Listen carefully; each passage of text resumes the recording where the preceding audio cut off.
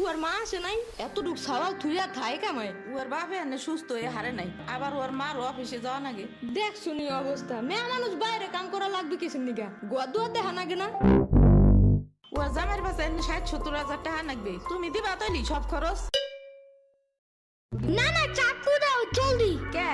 মুরগি আর হাঁসের জন্য ঘাস কাটতে হবে। তুমি শুধু গরুর জন্যই ঘাস আনো, ওরা খাবে না।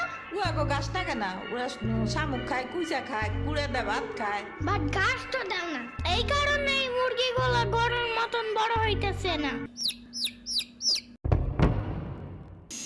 ওই বড় গাড়ির পিছনে যে গাছ না, ওই গাছে একটা পিচাস থাকে। রাইত করে মাছ নিয়ে কেউ যাওয়ার কালে বহুত এনে ধরে।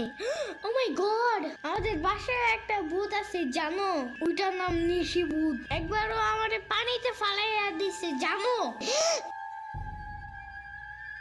ও আল্লাহ, রাইত তো হয়ে গেছে, তাড়াতাড়ি বাড়ি চল, পাও ধুইরে টান দেবে না আবার।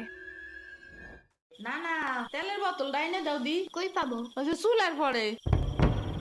রাইত করে মাছ নিয়ে কেউ যাওয়ার কালে বহুত এনে ধরে। এই অন্ধকারে আমি গেলে পাও ধরে টাইনে নিয়ে যাবে না? কারা নিবি? আমি এহে নিয়ে আসি, যাও। না না না, আমি বাইরে হইলে তুমি আমারে ডাকতে থাকবা, তাহলে বুঝবো যে তুমি আসো। ওইলো শুরু করো। ও ইয়ামিন, ও ইয়ামিন, ও ইয়ামিন, ডাকো না কেন? ও ইয়ামিন, ও ইয়ামিন, ও ইয়ামিন, ও ইয়ামিন।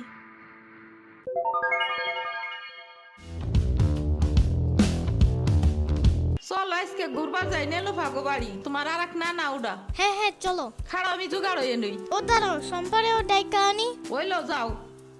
আমার জুতা গেল কই? শম্পা, ঘুরতে যাব ফাফুবার নানের বাসায়। তুমি যাবা? যাব। আর ওনার নাম লেলোফা। একটা হইলেই হয়, তুমি জলদি আসো। খারাপ আটটা দিয়ে আসি। তোমার বাসাটা এমন কেন? হ্যাঁ হ্যাঁ, পুরাই জাহাজের মতো। দাঁড়াও, আমি তোমার হাত ঠিক করে দেই।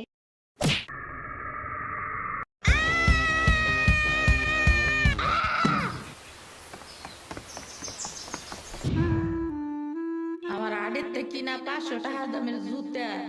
ইয়ামিন, আমার নাইকা বিয়ে খাইতে গেছো কেন একা একা? একা কই, পুরা বাড়ি বড় লোক ছিল। চুপ থাকো। সিরাবনি তোরা আসবে আমার কবি না ফোন দিয়া। খালা সিরাবনি না শ্রাবণী। সিরাবনি না সাম্বা। ইয়ামিনের বাচ্চা